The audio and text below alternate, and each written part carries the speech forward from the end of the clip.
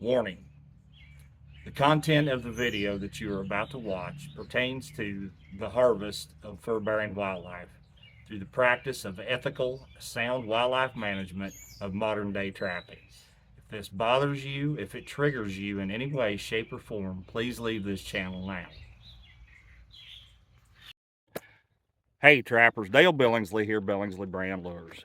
Guys, what I want to talk to you about today is snaring, mainly raccoon. Now I know before we get too far into this, everybody thinks it's taboo, snaring raccoon, but I'm telling you guys, it's all in the snare that you build, it's all in the snare that you buy, and the cable that you run, along with the type of lock that you're allowed to use or that you choose to use.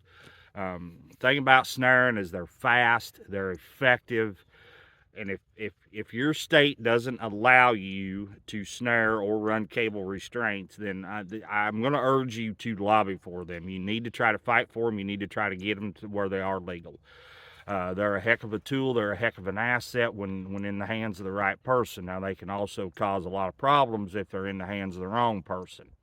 But if you've been trained in it and know what you're doing, they are a heck of an asset and a heck of a tool to you. So let's jump right into this and kind of get started here a little bit. My snares are all built identically the same, other than if I'm going out of state, I stay within the legal limits of the lock that I have to use, whether it's whether I can use a mechanical type lock, which, please, if somebody out there that's into conservation can explain to me the difference between a mechanical lock and non-mechanical, please do. To me, they're all mechanical locks. But anyway, or a relaxing type lock, so to speak, whether it's 2-piece or 1-piece or whatever I have to use, then I stay within the law. And I urge you to check the laws of your state to make sure that you stay within the law in your state as well. But everything is always the same other than that, okay? 5/64, 1x19, or 7x7, okay? Now, I like either one, it's fine. The 7x7 is a little bit slower on the takeoff than what the 1x19 is, but the 7x7 will slam shut farther than what the 1x19 will. So because of the stiffness of the 1x19, like I said, it's a little bit faster on the takeoff, but you notice it doesn't fall quite so far. If this had been 7x7 5/64, it would have slammed clear to that deer stop, okay? There's the difference in them. 3/32 7x7 for the tail. 600-pound test Roscoe crane swivel. Cumberland's carries these now, guys. You can order them through them.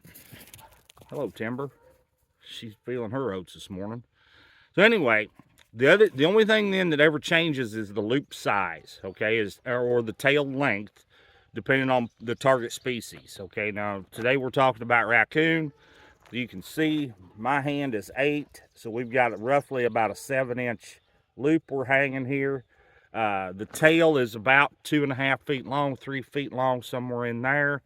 I don't want a real long snare on a coon. I want to keep them kind of tied up short as much as I can.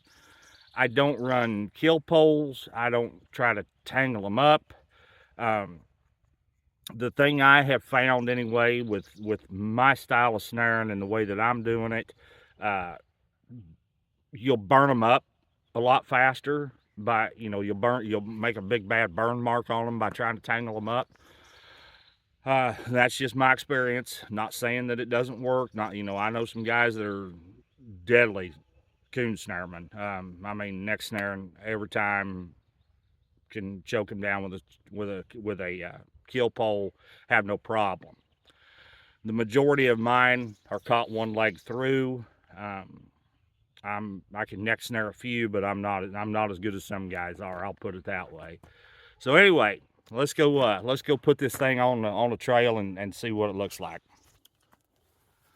All right, guys. So we've got our little make-believe coon trail that we kind of cut through here to give you all the demonstration. we're on an actual, I don't know how well you can tell in the camera, but we're on a road ditch bank. We're on a go down here. The biggest thing with snaring is getting it the right height and getting it stabilized solid. Okay, that's the hardest part with snaring. So I run just black straight number 9 wire is all I run for a support wire. What I do, I put a bend. I've shown this several times on several other videos, guys. If you'll go into my playlist and go into the snaring category, everything in that playlist is categorized for you to make it easier for y'all to find them, what you're looking for. So you can go into my playlist, go into the snaring category, you can find everything right there too. So anyway, put a bend in it here, then I put a little short tail in it here, bend like that.